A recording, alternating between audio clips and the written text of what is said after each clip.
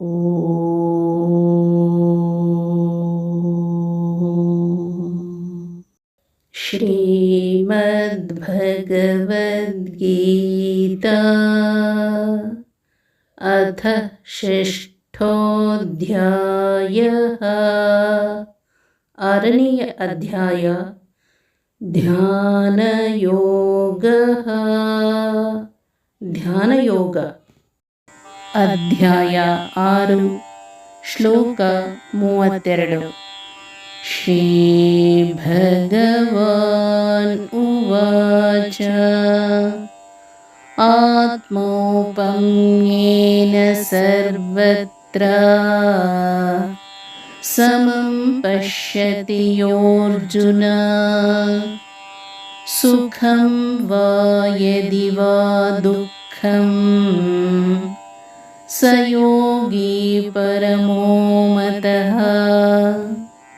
ಶ್ರೀಕೃಷ್ಣ ಹೇಳಿದರು, ಎಲೈ ಅರ್ಜುನ, ಯಾವನು ಎಲ್ಲ ಪ್ರಾಣಿಗಳಲ್ಲಿಯೂ ಸುಖವನ್ನಾಗಲಿ ದುಃಖವನ್ನಾಗಲಿ ತನ್ನಂತೆಯೇ ಸಮವಾಗಿ ನೋಡುವನೋ ಆ ಯೋಗಿಯು ಶ್ರೇಷ್ಠನೆಂದು ನನ್ನ ಅಭಿಪ್ರಾಯ.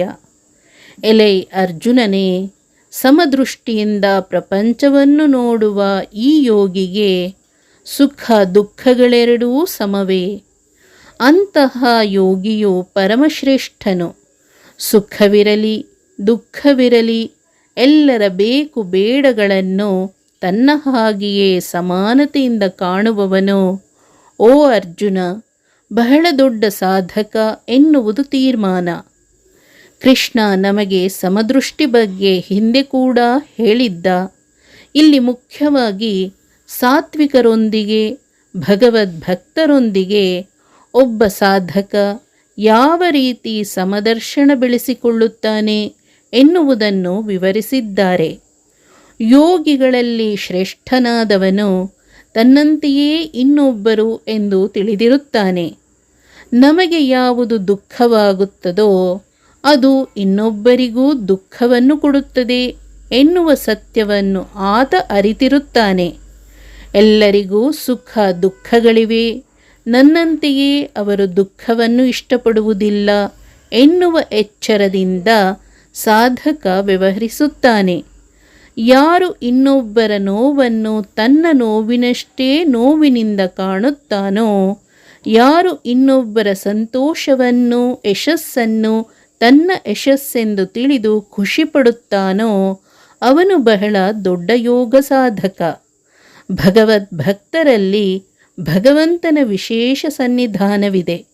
ಆದ್ದರಿಂದ ಅವರ ಸುಖ ದುಃಖಕ್ಕೆ ನಾವು ಸ್ಪಂದಿಸಿದಾಗ ಅದು ಅವರೊಳಗಿನ ಭಗವಂತನ ಪೂಜೆಯಾಗುತ್ತದೆ.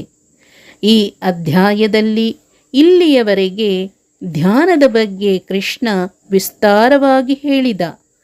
ಕೃಷ್ಣನ ಈ ವಿವರಣೆಯಲ್ಲಿ ಎಲ್ಲರಿಗೂ ಕಾಣುವ ಒಂದೇ ಒಂದು ಸರ್ವೇ ಸಾಮಾನ್ಯ ಕಷ್ಟದ ವಿಷಯವೆಂದರೆ ಚಂಚಲ ಮನಸ್ಸನ್ನು ಹೊಂದಿದ ನಾವು ಅದನ್ನು ನಿಯಂತ್ರಿಸಿ ಸಮದೃಷ್ಟಿ ಬೆಳೆಸಿಕೊಳ್ಳುವುದು. ಇದು ನಿಜವಾಗಲು ಸಾಧ್ಯವೇ? ಮುಂದಿನ ಶ್ಲೋಕದಲ್ಲಿ ಅರ್ಜುನ ನಮ್ಮೆಲ್ಲರ ಪರ ಈ ಪ್ರಶ್ನೆಯನ್ನು ಕೃಷ್ಣನಲ್ಲಿ ಮಂಡಿಸುತ್ತಾನೆ. ಹರೇ ಓಂ ಶ್ರೀಕೃಷ್ಣಾರ್ಪಣಮಸ್ತು.